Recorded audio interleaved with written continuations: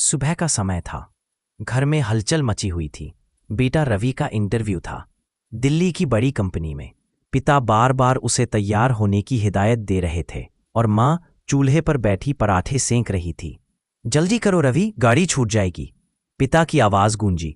रवि तैयार होकर निकला और गुस्से से बोला, माँ, कितनी बार कहा है ये पराठों का ढेर मत लगाना। माँ ने मुस्कुराकर कहा, बेटा बाहर कुछ भी खा लेना, पर माँ के हाथ का खाना नसीब वालों को मिलता है।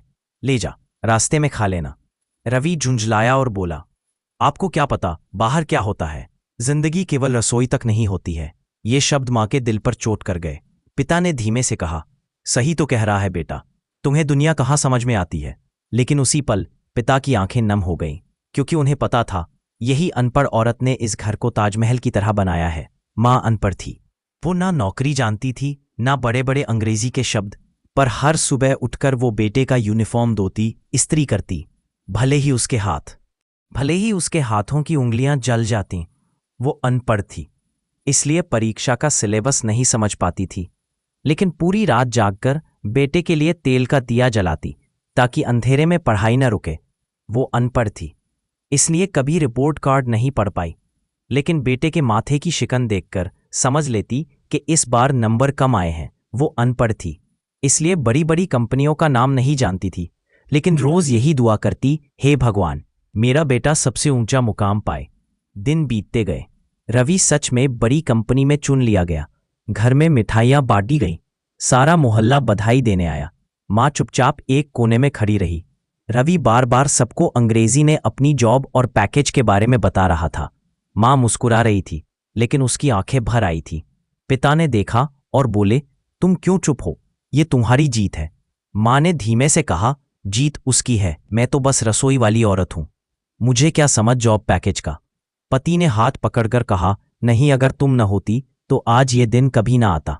तुमने जो त्याग किया, जो तपस्या की, ये तुम्हारे हाथों का बनाया ताजमहल है। हम बस मजदूर थे, असली शिल्पकार तो तुम हो। रवि ये सब सुन रहा था। उसके दिल में जैसे बिजली कौंधी।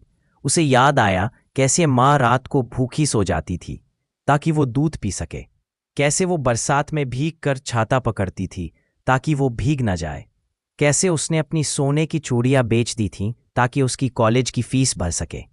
रवि माँ के पैरों पर गिर पड़ा।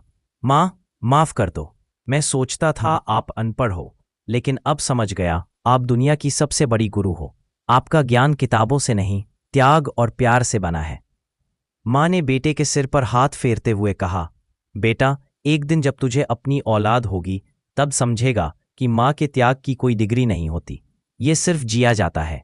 उस दिन रवि ने महसूस किया, डिग्री और सर्टिफिकेट से बड़ा अगर कोई विश्वविद्यालय है तो वो माँ के आंचल से शुरू होता है और माँ के त्याग पर खत्म होता है।